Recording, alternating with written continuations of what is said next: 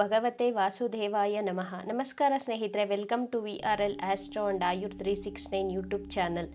Numerology ಪ್ರಕಾರ ನೀವು ಹುಟ್ಟಿದಂತಹ ದಿನಾಂಕದಿಂದ ನಿಮ್ಮ ಇಷ್ಟ ದೇವರು ಮತ್ತು ದೇವತೆಯನ್ನು ಗುರುತಿಸಬಹುದು. ಅದು ಹೇಗೆ ಅಂತ ಇವತ್ತಿನ ದಿನ ತಿಳಿಸ್ಕೊಡ್ಲಿದ್ದೇನೆ.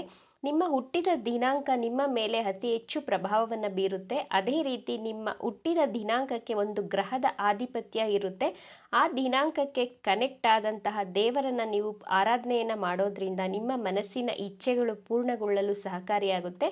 ಸಂಖ್ಯಾಶಾಸ್ತ್ರದ ಪ್ರಕಾರ ನೀವು 1, 10, 19, 28ನೇ ದಿನಾಂಕದಂದು ಜನಿಸಿದರೆ ನೀವು ನಂಬರ್ 1 ಸೀರೀಸ್ಗೆ ಬರ್ತೀರಾ. ಅಂದರೆ ನಿಮ್ಮ ಮೂಲಾಂಕ 1 ಆಗಿರುತ್ತೆ. 1ನೇ ಮೂಲಾಂಕದಲ್ಲಿ ಜನಿಸಿರುವವರು ಶ್ರೀರಾಮನನ್ನು ಅಥವಾ ಸೂರ್ಯ ದೇವನನ್ನು ಪೂಜಿಸಬೇಕಾಗುತ್ತೆ. ಈ ದೇವರನ್ನು ಪೂಜಿಸುವುದರ ಮೂಲಕ ನಿಮ್ಮ ಎನರ್ಜಿ ಮತ್ತು ಆ ದೇವರ ಎನರ್ಜಿ ಮ್ಯಾಚ್ ಆಗೋದ್ರ ಮೂಲಕ ರಾಮನ ಜೊತೆ ಕನೆಕ್ಟ್ ಆಗುತ್ತೆ. ಪ್ರತಿದಿನ ರಾಮಸ್ತುತಿಯನ್ನು ಸಹ ಮಾಡಬಹುದು.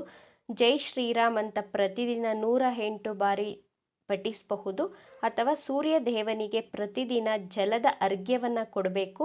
ಈ ರೀತಿ ಮಾಡೋದರಿಂದ ಮತ್ತು ಸೂರ್ಯ ನಮಸ್ಕಾರವನ್ನು ಮಾಡುವುದರಿಂದ ನಿಮ್ಮಲ್ಲಿ ಆತ್ಮವಿಶ್ವಾಸವನ್ನು ಹೆಚ್ಚಿಸ್ಕೊಳ್ಬಹುದು. ನೀವು ಸೆಂಟರ್ ಆಫ್ ಅಟ್ರಾಕ್ಷನ್ ಆಗೋದಕ್ಕೆ ಯಾವಾಗಲೂ ಇಷ್ಟಪಡ್ತೀರಾ. ನಿಮ್ಮ ಮುಖದಲ್ಲಿ ತೇಜಸ್ಸು ಹೆಚ್ಚಾಗಿ ನಿಮ್ಮ ಕಮ್ಯುನಿಕೇಷನ್ ಸ್ಕಿಲ್ಸ್ ಇಂಪ್ರೂವ್ ಮಾಡ್ಕೊಳ್ಬಹುದು. ಹಾಗೆ ಆದಿತ್ಯ ಹೃದಯ ಸ್ತೋತ್ರವನ್ನು ಪಠಿಸಬಹುದು. ನೆಕ್ಸ್ಟ್ ಡೇಟ್ ನೋಡೋಣ. ನೀವು ಯಾವುದೇ ತಿಂಗಳಿನ 2, 11, 20, 29ನೇ ದಿನಾಂಕದಲ್ಲಿ ಜನಿಸಿದರೆ ನಿಮ್ಮ ಮೂಲಾಂಕ 2 ಆಗುತ್ತೆ. 2ನೇ ಸೀರೀಸ್ನಲ್ಲಿ ಬರ್ತೀರಾ ನೀವು. ಮೂಲಾಂಕ 2ರಲ್ಲಿ ಹುಟ್ಟಿರುವಂತಹ ವ್ಯಕ್ತಿಗಳ ಇಷ್ಟ ದೈವ ಅಥವಾ ಅದೃಷ್ಟ ದೈವ ಯಾರು ಅಂದರೆ ಈಶ್ವರ. 2ನೇ ಸೀರೀಸ್ನಲ್ಲಿ ಹುಟ್ಟಿರುವವರು ಶಿವನನ್ನು ಪ್ರತಿದಿನ ಪೂಜಿಸುವುದರಿಂದ ಶಿವನ ಬೀಜ ಮಂತ್ರವನ್ನು ಪಠಿಸಿ ಓಂ ನಮಃ ಶಿವಾಯ ಅಂತ, ಅಥವಾ ರಾತ್ರಿಯ ಸಮಯ ಚಂದ್ರನ ಬೆಳದಿಂಗಳಲ್ಲಿ ಒಂದು 10 ನಿಮಿಷ ಅಥವಾ 20 ನಿಮಿಷ ಕುಳಿತುಕೊಳ್ಳೋದ್ರಿಂದ ಚಂದ್ರನ ಆಶೀರ್ವಾದದಿಂದ ನಿಮ್ಮಲ್ಲಿ ಉಂಟಾಗುವಂತಹ ಎಮೋಷನಲ್ ಇಂಬ್ಯಾಲೆನ್ಸನ್ನು ಕಡಿಮೆ ಮಾಡಿಕೊಳ್ಬಹುದು.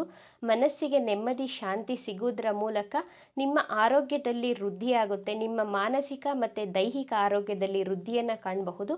2ನೇ ಸೀರೀಸ್ ಸಂಖ್ಯೆಯಲ್ಲಿ ಜನಿಸಿದವರು ನೀರು ಮತ್ತು ಹಾಲನ್ನು ವೇಸ್ಟ್ ಮಾಡೋ ಹಾಗಿಲ್ಲ.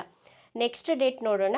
ನೀವು ಯಾವುದೇ ತಿಂಗಳಿನ 3, 12, 21, 30ನೇ ದಿನಾಂಕದಲ್ಲಿ ಜನಿಸಿದ್ದರೆ ನಿಮ್ಮ ಮೂಲಾಂಕ ಸಂಖ್ಯೆ 3 ಆಗಿರುತ್ತೆ.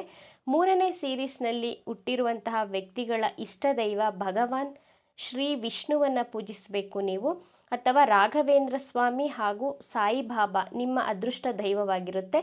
ನೀವು ಈ ದೇವರನ್ನು ಆರಾಧನೆ ಮಾಡುವುದರ ಮೂಲಕ ಅದೃಷ್ಟವನ್ನು ಹೆಚ್ಚಿಸ್ಕೊಳ್ಬಹುದು. ಹಾಗೂ ನೀವು ಸ್ನಾನ ಮಾಡುವಂತಹ ನೀರಿಗೆ 1 ಚಿಟಿಕೆ ಅರಿಶಿಣವನ್ನು ಹಾಕಿ ಸ್ನಾನವನ್ನು ಮಾಡುವುದರಿಂದ ನಿಮಗೆ ಗುರುಗಳ ವಿಶೇಷ ಆಶೀರ್ವಾದ ಅನುಗ್ರಹದಿಂದ ನಿಮ್ಮ ಆರೋಗ್ಯ ಐಶ್ವರ್ಯ ವೃದ್ಧಿಯಾಗುತ್ತಾ ಬರುತ್ತೆ. ನೀವು ಮೊದಲೇ ಜ್ಞಾನವಂತರಾಗಿರ್ತೀರ ಹಾಗೂ ಇತರರಿಗೆ ಸಲಹೆ ಕೊಡುವ ಹಾಗೂ ಸಹಾಯವನ್ನು ಮಾಡುವಂತಹ ಗುಣ ನಿಮ್ಮಲ್ಲಿರುತ್ತೆ. ನೀವು ನಿಮ್ಮ ಜನ್ಮದಿನದ ಪ್ರಕಾರ ಇಷ್ಟ ದೇವರನ್ನು ಆರಾಧನೆ ಮಾಡೋದ್ರಿಂದ ನಿಮ್ಮ ಜ್ಞಾನ ವೃದ್ಧಿಗೆ ಸಹಾಯವಾಗುತ್ತೆ. ನೆಕ್ಸ್ಟ್ ನೋಡೋಣ. ನೀವು ಯಾವುದೇ ತಿಂಗಳಿನ 4, 13, 22, 31ನೇ ದಿನಾಂಕದಲ್ಲಿ ಜನಿಸಿದರೆ 4ನೇ ಸೀರೀಸ್ನಲ್ಲಿ ಬರ್ತೀರಾ. ನಿಮ್ಮ ಮೂಲಾಂಕ ಸಂಖ್ಯೆ 4 ಆಗಿರುತ್ತೆ. ಈ ದಿನಾಂಕದ ಅಧಿಪತಿ ರಾಹುಗ್ರಹ ಆಗಿರ್ತಾರೆ. ನಿಮ್ಮ ಇಷ್ಟ ದೈವ ದುರ್ಗಾದೇವಿ. ನೀವು ದುರ್ಗಾದೇವಿಯನ್ನು ಪೂಜೆ ಮಾಡಬಹುದು ಅಥವಾ ಸರಸ್ವತಿ ದೇವಿಯನ್ನು ಆರಾಧನೆ ಮಾಡಬಹುದು. ಸರಸ್ವತಿ ಎಂದರೆ ವಿದ್ಯೆಗೆ ಜ್ಞಾನಕ್ಕೆ ಕಾರಕವಾದಂತಹ ದೇವಿ. ಯಾರ ಬಳಿ ಜ್ಞಾನ ಮತ್ತು ವಿದ್ಯೆ ಇರುತ್ತದೋ ಅವರ ಬಳಿ ಪವರ್ ಇರುತ್ತೆ. ನಿಮ್ಮಲ್ಲಿ ಅನಲಿಟಿಕ್ ಪವರನ್ನು ಹೆಚ್ಚಿಗೆ ಮಾಡಿಕೊಳ್ಬಹುದು. ನೀವು ಸರಸ್ವತಿ ದೇವಿಯನ್ನು ಪೂಜೆ ಮಾಡುವುದರಿಂದ ವ್ಯಕ್ತಿಗಳನ್ನು ಈಸಿಯಾಗಿ ಅನಲೈಸ್ ಮಾಡುವ ಪವರ್ ನಿಮ್ಮಲ್ಲಿ ಹೆಚ್ಚಾಗಿಸ್ಕೊಳ್ಬಹುದು. ದುರ್ಗಾದೇವಿಯ ಬೀಜ ಮಂತ್ರವನ್ನು ಸಹ ಪಠಿಸಬಹುದು. ಓಂ ದುಂ ದುರ್ಗಾಯೈ ನಮಃ. ಈ ಮಂತ್ರವನ್ನು ಪ್ರತಿದಿನ 11 ಬಾರಿ ಪಠನೆ ಮಾಡುವುದರಿಂದ ನಿಮ್ಮ ಅದೃಷ್ಟವನ್ನು ವೃದ್ಧಿ ಮಾಡಿಕೊಳ್ಬಹುದು. ನೆಕ್ಸ್ಟ್ ನೋಡೋಣ. ನೀವು ಯಾವುದೇ ತಿಂಗಳಿನ 5, 14, 23ನೇ ದಿನಾಂಕದಲ್ಲಿ ಜನಿಸಿದರೆ ನ್ಯೂಮರಾಲಜಿ ಪ್ರಕಾರ 5ನೇ ಸೀರೀಸ್ಗೆ ಬರ್ತೀರಾ ನೀವು. ನಿಮ್ಮ ಆಧಿಪತ್ಯ ಗ್ರಹ ಬುಧ ಗ್ರಹ ಆಗಿರುತ್ತೆ. ಬುಧ ಮಾತಿಗೆ ಕಾರಕ ಗ್ರಹ, ವ್ಯಾಪಾರಕ್ಕೆ ಕಾರಕವಾದಂತಹ ಗ್ರಹ. 5ನೇ ಸೀರೀಸ್ನಲ್ಲಿ ಹುಟ್ಟಿರುವವರ ಇಷ್ಟ ದೈವ ಶ್ರೀಕೃಷ್ಣ. ನೀವು ಶ್ರೀಕೃಷ್ಣನನ್ನು ಆರಾಧನೆ ಮಾಡುವುದರಿಂದ ನಿಮ್ಮ ಕಮ್ಯುನಿಕೇಷನ್ ಸ್ಕಿಲ್ಸ್, ನಿಮ್ಮ ವ್ಯಾಪಾರದಲ್ಲಿ ಪ್ರಗತಿಯನ್ನು ಕಾಣಬಹುದು. 5ನೇ ಸೀರೀಸ್ನಲ್ಲಿ ಹುಟ್ಟಿರುವಂತಹ ವ್ಯಕ್ತಿಗಳು ನಿಮ್ಮ ಮನೆಯಲ್ಲಿ ನವಿಲುಗರಿಯನ್ನು ಇಡಬೇಕಾಗುತ್ತೆ. ಹೀಗೆ ನವಿಲುಗರಿಯನ್ನು ಇಡೋದ್ರಿಂದ ನಿಮ್ಮ ಅದೃಷ್ಟವನ್ನು ಹೆಚ್ಚಿಗೆ ಮಾಡಿಕೊಳ್ಬಹುದು. ನೆಕ್ಸ್ಟ್ ನೋಡೋಣ. ನೀವು ಯಾವುದೇ ತಿಂಗಳಿನ 6, 15, 24ನೇ ದಿನಾಂಕದಲ್ಲಿ ಜನಿಸಿದರೆ ನೀವು ಶುಕ್ರ ಗ್ರಹದ ಆಧಿಪತ್ಯಕ್ಕೆ ಒಳಪಟ್ಟಿರ್ತೀರ. ನೀವು ಬಹಳ ಸಂವೇದನಾಶೀಲರಾಗಿರ್ತೀರ. ನಿಮ್ಮ ಸಿಕ್ಸ್ತ್ ಸೆನ್ಸ್ ಹಾಗೂ ಇಂಟ್ಯೂಷನ್ ಪವರ್ ತುಂಬ ಚೆನ್ನಾಗಿರುತ್ತೆ. ನಿಮ್ಮ ಇಷ್ಟ ದೈವ ಮಹಾಲಕ್ಷ್ಮಿಯಾಗಿರ್ತಾರೆ. ನೀವು ಮಹಾಲಕ್ಷ್ಮಿಯನ್ನು ಆರಾಧನೆ ಮಾಡುವುದರಿಂದ ನಿಮ್ಮ ಜೀವನದಲ್ಲಿ ಧನ ಧಾನ್ಯ ಐಶ್ವರ್ಯಗಳನ್ನು ವೃದ್ಧಿ ಮಾಡಿಕೊಳ್ಬಹುದು. ಶುಕ್ರವಾರದಂದು ಹೆಣ್ಣು ಮಕ್ಕಳಿಗೆ ಹಾಲಿನಿಂದ ಮಾಡಿದಂತಹ ಪಾಯಸವನ್ನು ಕೊಡುವುದರಿಂದ ಹಾಗೂ ಚಿಕ್ಕ ಹೆಣ್ಣು ಮಕ್ಕಳ ವಿದ್ಯಾಭ್ಯಾಸಕ್ಕೆ ನೀವು ಸಹಾಯವನ್ನು ಮಾಡಬೇಕಾಗುತ್ತೆ. ಹಾಗೂ ಬಡ ಹೆಣ್ಣು ಮಕ್ಕಳ ಮದುವೆಗೆ ನಿಮ್ಮ ಕೈಲಾದಂತಹ ಹಣದ ಸಹಾಯವನ್ನು ಮಾಡುವುದರಿಂದ ಮಹಾಲಕ್ಷ್ಮಿಯ ವಿಶೇಷ ಆಶೀರ್ವಾದ ಅನುಗ್ರಹ ನಿಮ್ಮ ಮೇಲೆ ಸದಾ ಇರುತ್ತೆ. ನೆಕ್ಸ್ಟ್ ನೋಡೋಣ. ನೀವು ಯಾವುದೇ ತಿಂಗಳಿನ 7, 16, 25ನೇ ದಿನಾಂಕದಲ್ಲಿ ಜನಿಸಿದ್ದರೆ ನಿಮ್ಮ ಮೂಲಾಂಕ ಸಂಖ್ಯೆ 7 ಆಗಿರುತ್ತೆ. ನೀವು ಕೇತುವಿನ ಆಧಿಪತ್ಯಕ್ಕೆ ಒಳಪಟ್ಟಿರ್ತೀರ.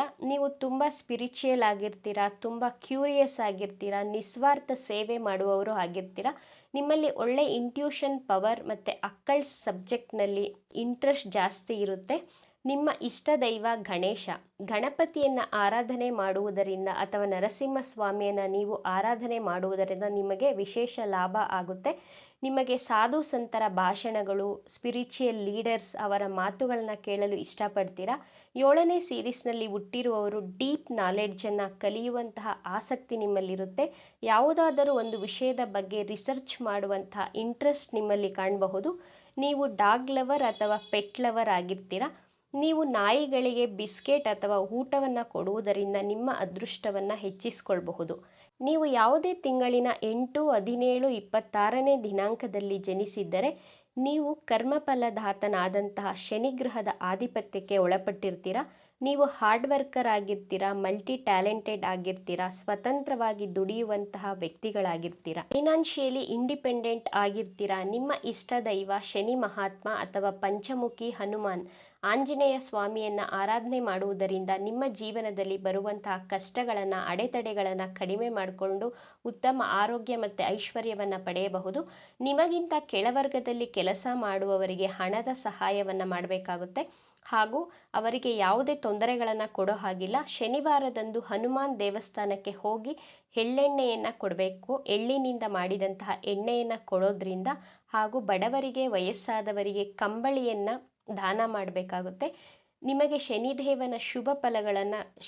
ನಿಮಗೆ ಶುಭ ಫಲಗಳನ್ನು ಕರುಣಿಸ್ತಾರೆ. ನೀವು ಯಾವುದೇ ತಿಂಗಳಿನ 9, 18, 27ನೇ ದಿನಾಂಕದಲ್ಲಿ ಜನಿಸಿದ್ದರೆ ನೀವು ಮಂಗಳ ಗ್ರಹದ ಆಧಿಪತ್ಯಕ್ಕೆ ಒಳಪಟ್ಟಿರ್ತೀರ. ನಿಮ್ಮ ಇಷ್ಟ ದೈವ ನರಸಿಂಹಸ್ವಾಮಿ ಅಥವಾ ಸುಬ್ರಹ್ಮಣ್ಯ ಸ್ವಾಮಿ. ಸುಬ್ರಹ್ಮಣ್ಯ ದೇವರನ್ನು ಪೂಜಿಸುವುದರಿಂದ ನಿಮಗೆ ಒಳ್ಳೆಯದಾಗುತ್ತೆ. ನೀವು ಬೇರೆಯವರಿಗೆ ಸಹಾಯವನ್ನು ಮಾಡ್ತೀರಾ, ಬಟ್ ನಿಮಗೆ ಸಮಯಕ್ಕೆ ಬೇರೆಯವರು ಸಹಾಯ ಮಾಡೋದು ಕಡಿಮೆ. ಸುಬ್ರಹ್ಮಣ್ಯನನ್ನು ಆರಾಧನೆ ಮಾಡುವುದರಿಂದ ನಿಮ್ಮಲ್ಲಿರುವಂತಹ ಎನರ್ಜಿಯನ್ನು ಇನ್ನೂ ಹೆಚ್ಚಿಗೆ ಮಾಡಿಕೊಳ್ಬಹುದು. ನಿಮ್ಮ ಅಣ್ಣ, ತಮ್ಮ, ಅಕ್ಕ, ತಂಗಿಯರ ಜೊತೆ ಕೆಟ್ಟದಾಗಿ ಮಾತನಾಡೋ ಹಾಗಿಲ್ಲ. ಕೆಟ್ಟ ಶಬ್ದಗಳ ಬಳಕೆ ಮಾಡಬಾರ್ದು. ಅವರ ಜೊತೆ ಜಗಳ ಮಾಡಬಾರ್ದು. ನಿಮ್ಮ ಅಣ್ಣ ತಮ್ಮಂದಿರ ಜೊತೆ ವರ್ಷಕ್ಕೆ 1 ಬಾರಿಯಾದರೂ ರಕ್ತದಾನ ಮಾಡುವುದರಿಂದ ನಿಮಗೆ ಮಂಗಳ ಗ್ರಹದ ನೆಗೆಟಿವ್ ಎನರ್ಜೀಸ್ ಕಡಿಮೆ ಆಗಿ ಪಾಸಿಟಿವ್ ಎನರ್ಜಿಯನ್ನು ಹೆಚ್ಚಿಸ್ಕೊಳ್ತಾ ಹೋಗಬಹುದು. ಇವಿಷ್ಟು ನಿಮ್ಮ ಡೇಟ್ ಆಫ್ ಬರ್ತ್ ಪ್ರಕಾರ ನಿಮ್ಮ ಇಷ್ಟ ದೈವವಾಗಿತ್ತು. ಈ ವಿಡಿಯೋ ನಿಮಗೆ ಇಷ್ಟ ಆಗಿದೆ ಅಂತ ಭಾವಿಸ್ತೇನೆ. ಇಷ್ಟ ಆಗಿದ್ರೆ ನಮ್ಮ ಚಾನಲನ್ನು ತಪ್ಪದೇ ಸಬ್ಸ್ಕ್ರೈಬ್ ಮಾಡ್ಕೊಳ್ಳಿ. ಈ ವಿಡಿಯೋಗೆ ಒಂದು ಲೈಕ್ ಕೊಡೋದನ್ನು ಮರಿಬೇಡಿ. ಈ ವಿಡಿಯೋವನ್ನು ನಿಮ್ಮ ಫ್ರೆಂಡ್ಸ್ ಆ್ಯಂಡ್ ಫ್ಯಾಮಿಲಿ ಗ್ರೂಪಲ್ಲಿ ಹೆಚ್ಚು ಶೇರ್ ಮಾಡಿ. ನಿಮ್ಮ ಅಭಿಪ್ರಾಯಗಳನ್ನು ತಪ್ಪದೇ ನಮಗೆ ಕಮೆಂಟ್ ಬಾಕ್ಸ್ನಲ್ಲಿ ತಿಳಿಸಿ. Thank you friends.